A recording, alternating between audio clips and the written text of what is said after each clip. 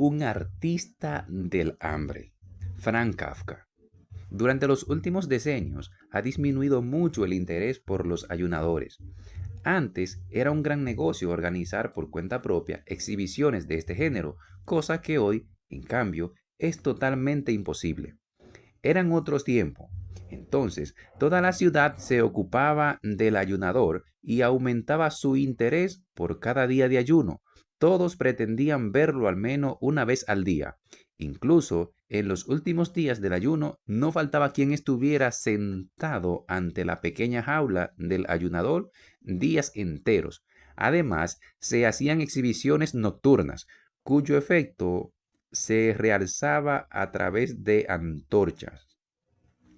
En los días soleados se sacaba la jaula al aire libre y se mostraba el ayunador a los niños.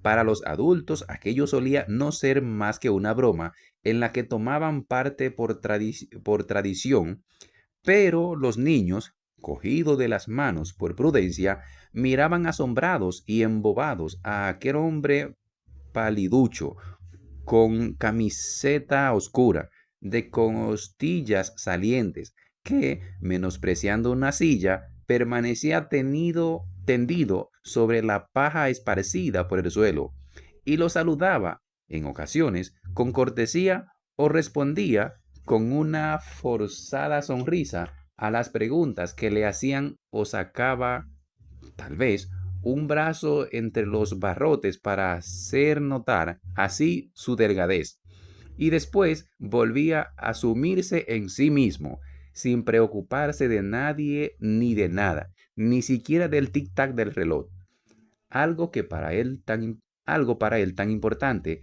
la única pieza de mobiliario que se podía ver en su jaula.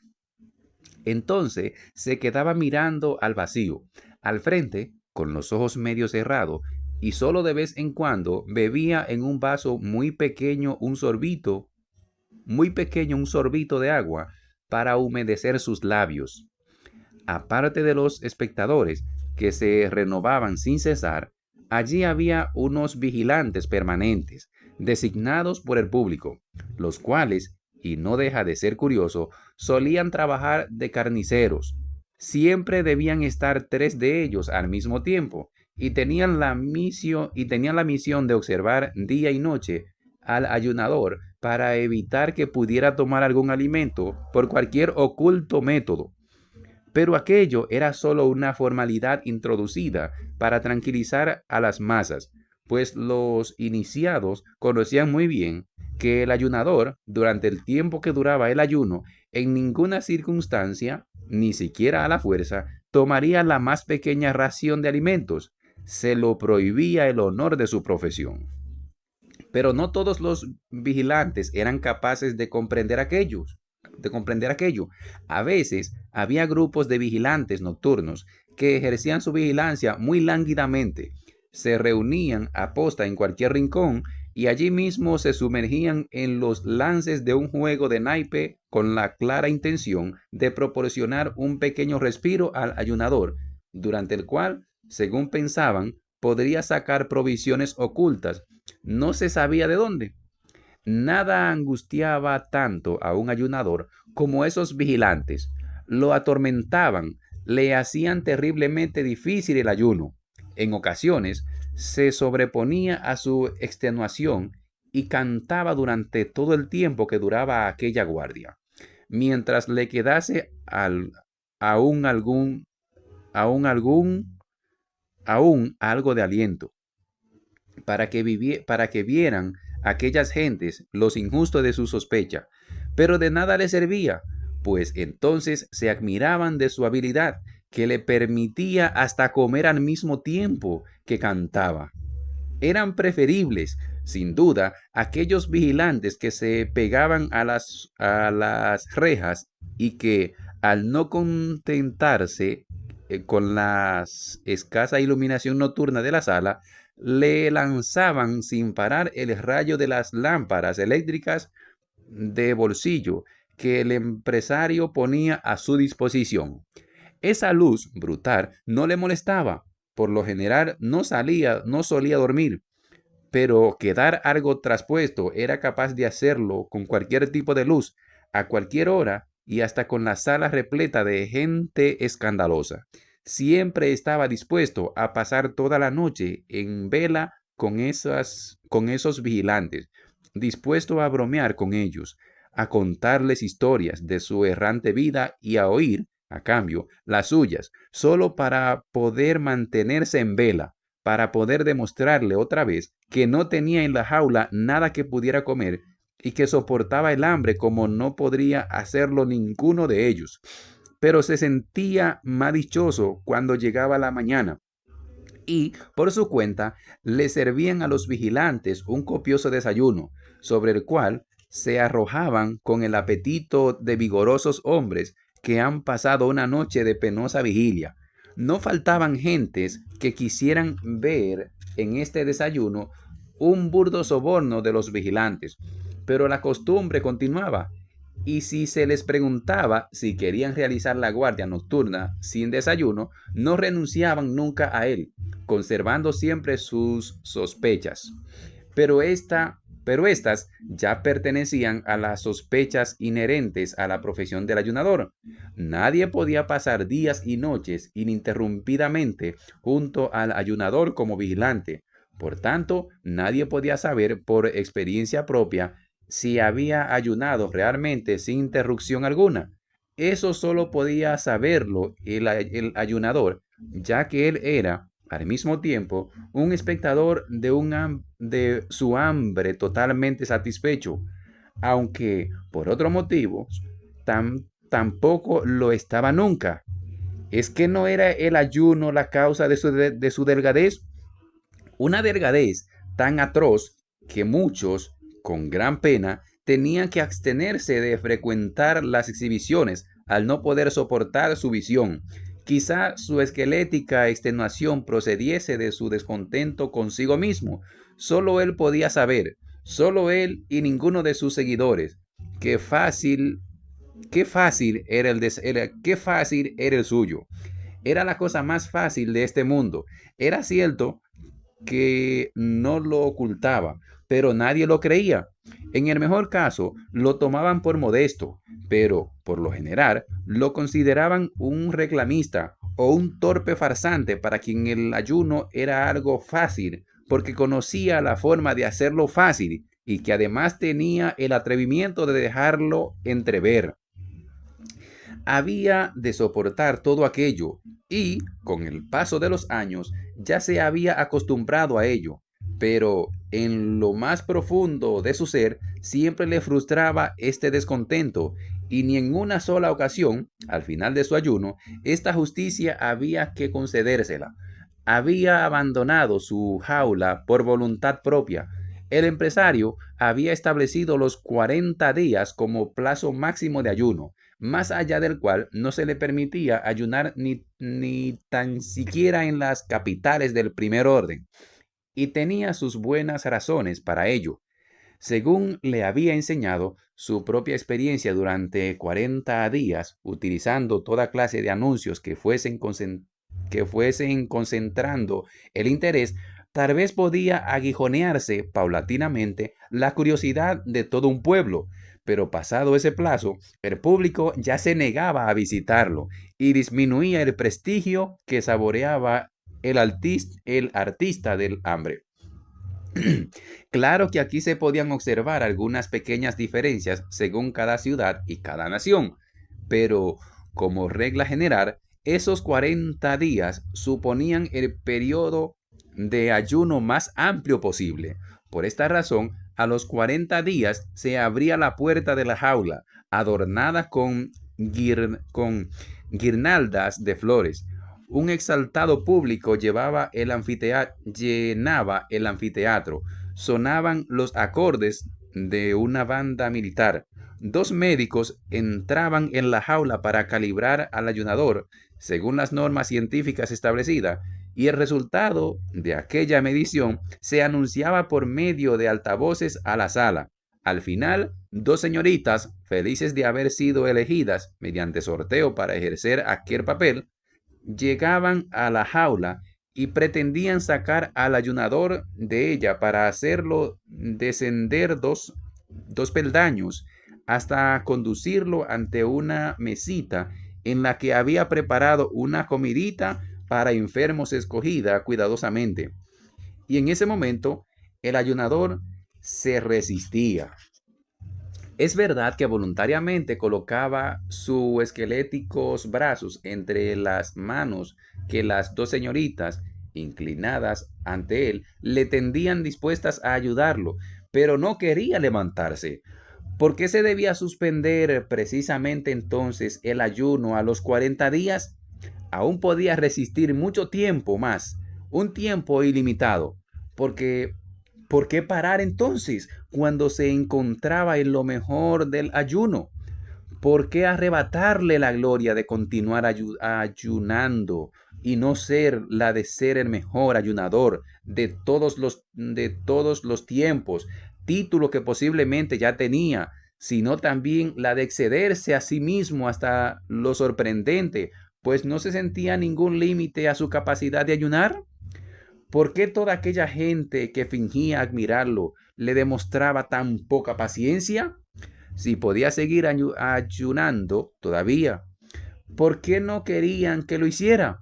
Además, se encontraba muy cansado, se hallaba estupendamente tendido sobre la paja y ahora debía ponerse en pie y acercarse a la comida, cuando con solo pensar en ella sentía náuseas que contenía con dificultad por respeto a las señoras, y levantaba los ojos para mirar los suyos a las señoritas, tan agradables en apariencias, pero tan crueles en realidad, y después movía negativamente sobre su endeble cuello la cabeza, que le pesaba como si fuera de plomo.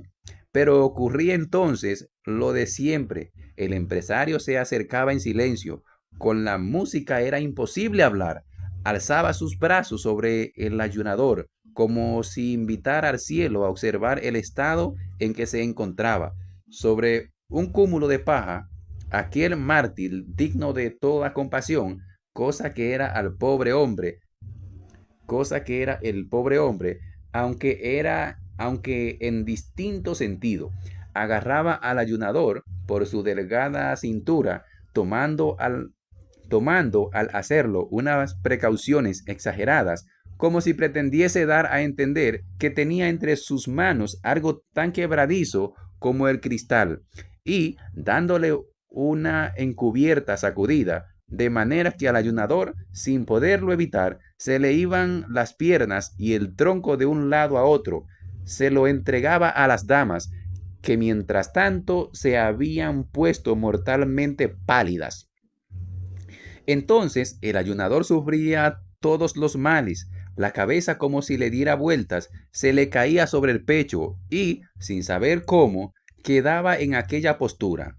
El cuerpo se encontraba como vacío. Las piernas, en su intento de sostenerse en pie, apretaban ambas rodillas, una contra la otra. Los pies limaban el suelo como si éste no fuera el verdadero y buscaran a otro bajo aquel. Y todo el peso de su cuerpo, escaso por los demás, caía sobre una de esas damas, la cual, con aliento cortado y buscando ayuda, jamás se hubiese imaginado aquella honorífica misión. De esa manera, alargaba todo lo posible su cuello para poder librar al menos su rostro del contacto con el ayunador. Pero, como no lo conseguía, y su acompañante, todavía más feliz que ella, no iba a ayudarla, sino que solo se limitaba a llevar entre las suyas entremecidas el pequeño manojo de huesos de la mano del ayunador, la portadora, entre las animadas carcajadas de toda la estancia, rompía a llorar y tenía que ser liberada de su carga por un sirviente, buen tiempo atrás preparado para hacerlo. Después llegaba la comida, en la que el empresario, en el semisueño del liberado, más parecido a un desfallecimiento que a un sueño real, le hacía masticar algún alimento. En medio de una alegre palabrería con que apartaba la atención del público del estado en que se encontraba el ayunador. Después seguía un brindis dirigido a los espectadores que el empresario fingía dictado, por el ayunador. La orquesta acentuaba todo aquello con un estrepitoso trompeteo. Se marchaba el público y nadie quedaba insatisfecho de lo que había podido ver. Nadie, salvo el ayunador, ese artista del hambre. Nadie, excepto él.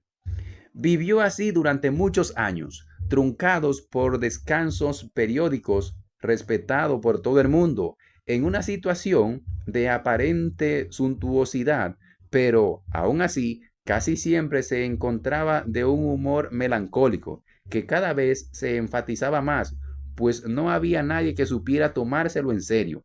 Además, ¿con qué podría consolarlo? ¿Qué más podía apetecer? Y si surgía alguien en alguna ocasión de ánimo compasivo que lo compadecía e intentaba hacerlo comprender que, con toda seguridad, su tristeza procedía del hambre, bien podía entonces ocurrir, si estaba muy avanzado el ayuno, que el ayunador le respondiese con un estallido de cólera y, con el espanto de todos, comenzaba a sacudir los barrotes de la jaula como una fiera. Para esas cosas el empresario tenía un castigo que le gustaba utilizar. Disculpaba al ayunador ante el público presente y añadía que sólo la irritabilidad que provocaba el hambre, esa irritabilidad incomprensible en un hombre bien alimentado, podía disculpar la conducta del ayunador. Después, para explicar este tema, pasaba a rebatir la afirmación del ayunador sobre que era capaz de ayunar más tiempo del que ayunaba. Alababa la insigne ambición, su buena voluntad, el gran olvido de sí mismo, que se revelaba con claridad en esa afirmación, pero procuraba echarla abajo enseguida, mostrando unas fotografías que eran vendidas en ese mismo instante, donde se venía al ayunador, donde se veía al ayunador en la cama, casi muerto de hambre, tras 40 días de ayuno. Todo esto lo conocía perfectamente el ayunador, pero para él cada vez era más intolerable. Aquella agotadora deformación de la verdad se presentaba como causa lo que tan solo era una consecuencia de la prematura terminación del ayuno.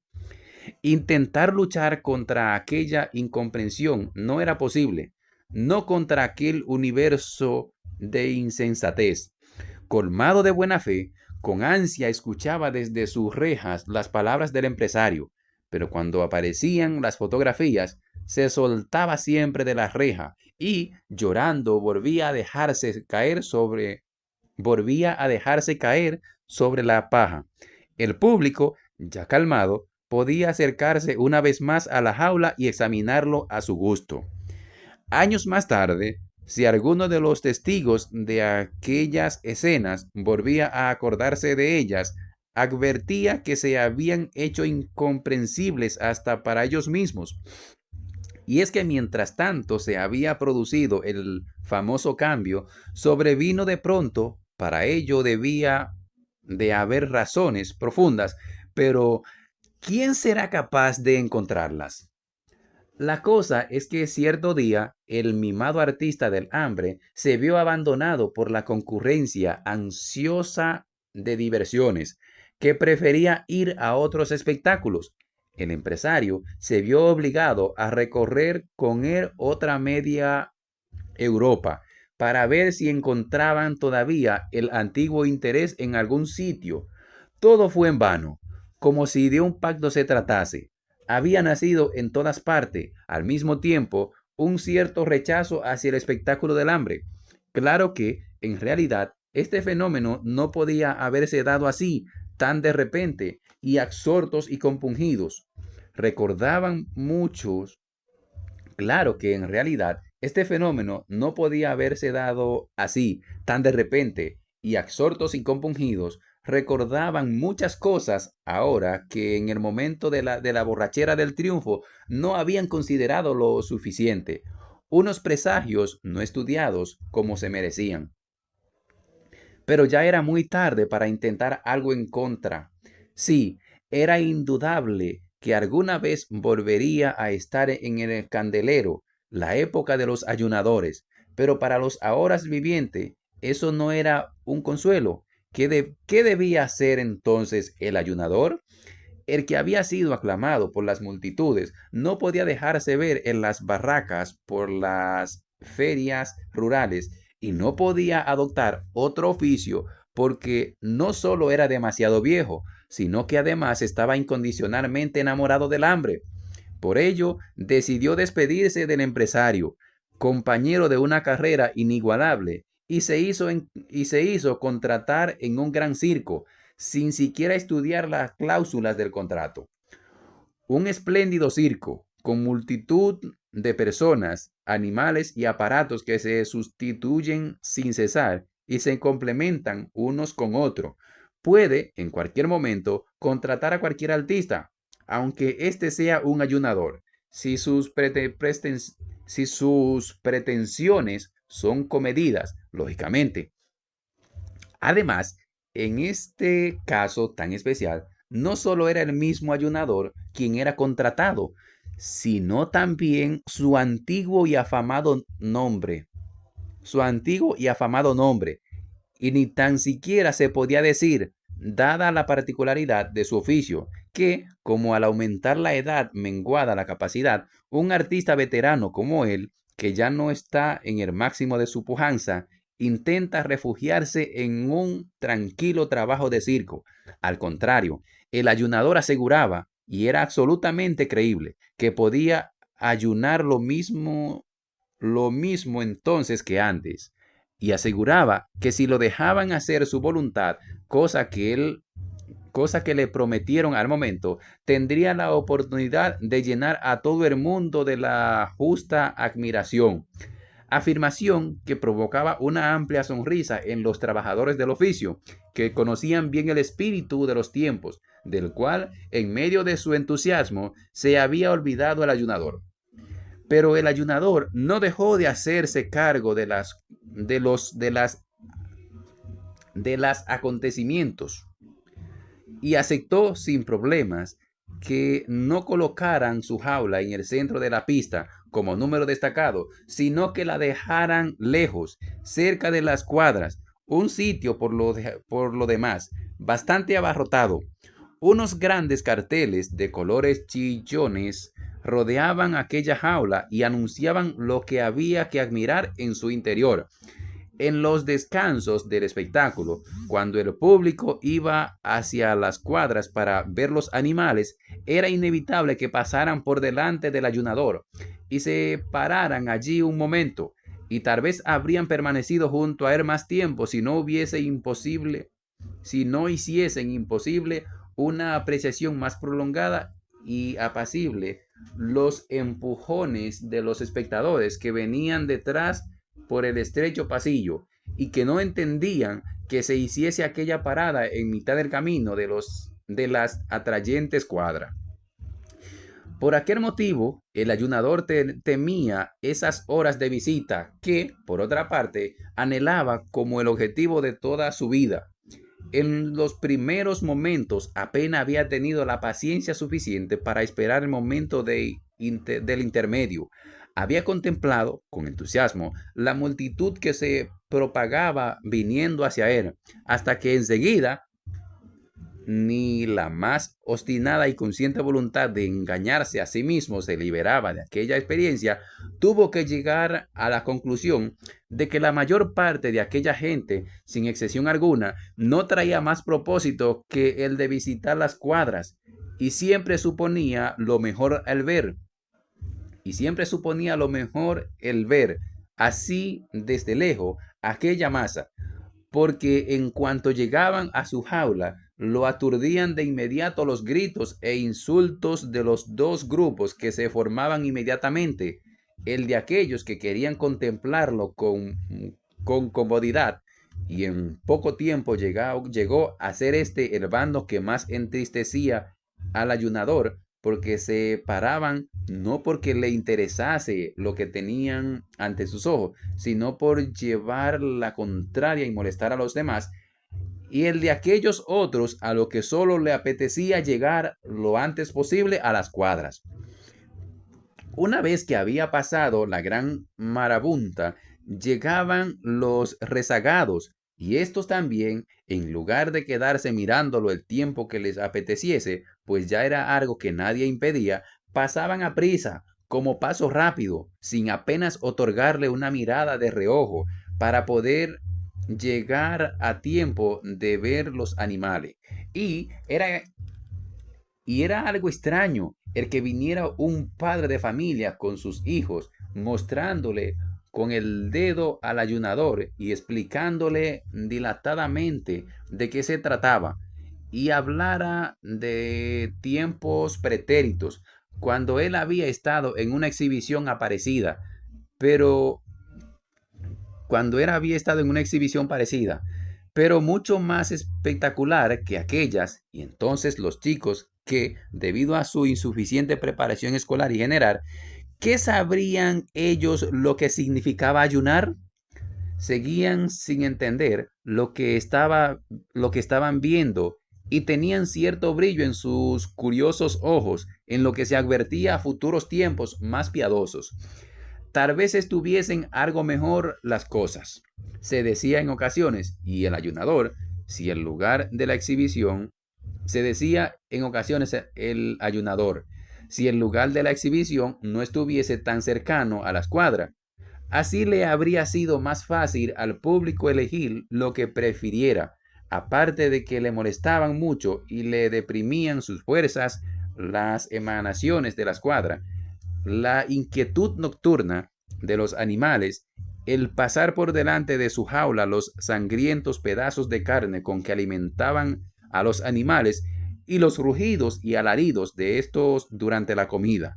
Pero no se atrevía a comérselo a la dirección, pero no se atrevía a comentárselo a la dirección, pues aunque lo pensase, siempre tenía que agradecer a los animales la multitud de visitantes que pasaban ante él, entre los cuales, de vez en cuando, se podía encontrar alguno que viniera especialmente a verlo, porque si al decirles algo, así les recordaba que aún vivía y les hacía ver de esa forma que no era más que un obstáculo en el camino a la escuadra, quién sabe en qué rincón lo meterían.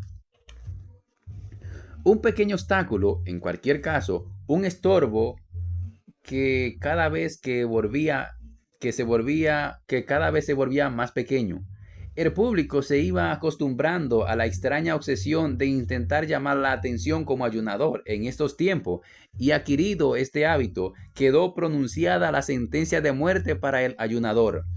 Podía ayunar todo lo que quisiera, y así lo hacía, pero ya nada podía salvarlo. La gente pasaba a su lado sin prestarle atención. ¿Y si intentara explicarle a alguien el arte del ayuno? ¿A quién no puede sentirlo? ¿A quién no puede sentirlo? No es posible hacérselo comprender. A quien no puede sentirlo, no es posible hacérselo comprender. Los más divinos rótulos se llegaron a poner sucios e ilegibles. Todos fueron arrancados y a nadie se le ocurrió reemplazarlos. La tablilla donde se indicaba el número de día transcurrido desde que había comenzado el ayuno, que en los primeros momentos era cambiada cuidadosamente cada día, era la misma hacía mucho tiempo, pues pasadas algunas semanas este pequeño trabajo se había hecho ingrato para el personal. Y así es cierto que el ayunador continuó ayunando, como siempre había querido, y que lo hacía sin problemas, como en otro tiempo había anunciado, pero ya nadie contaba el tiempo que pasaba ayunando. Nadie, ni siquiera él mismo, sabía cuántos días de ayuno llevaba, y su corazón se llenaba de añoranza.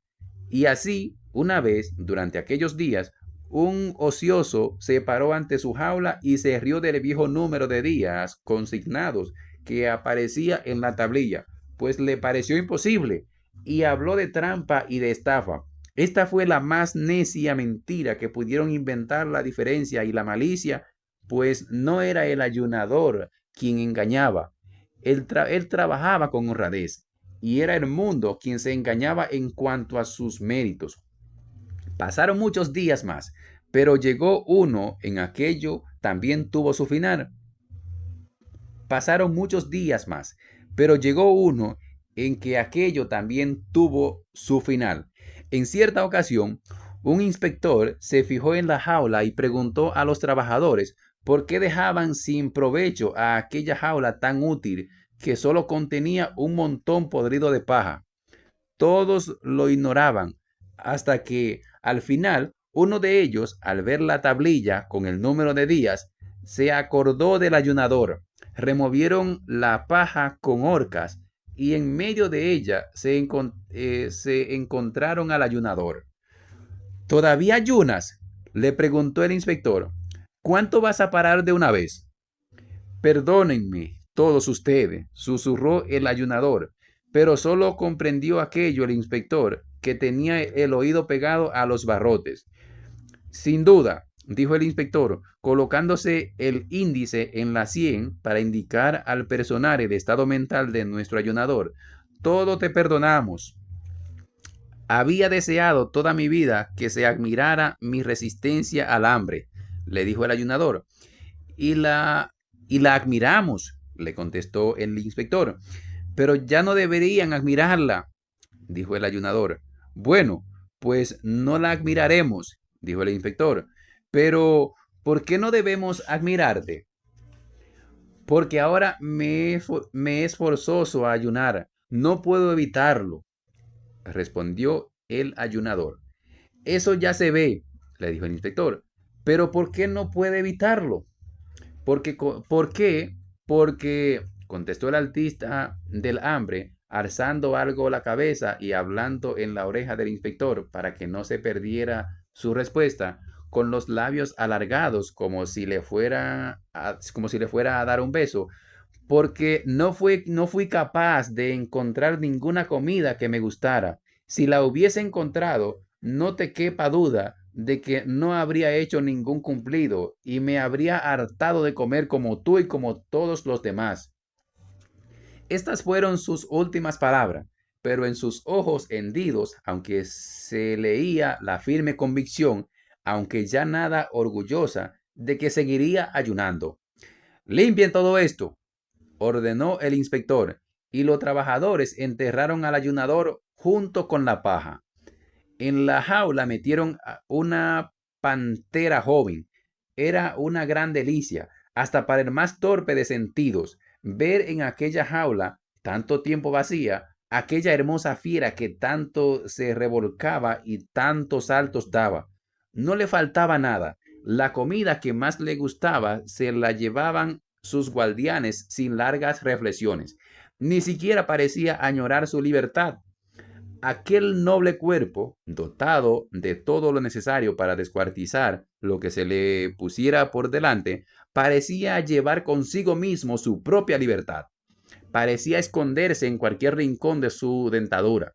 Y la alegría de vivir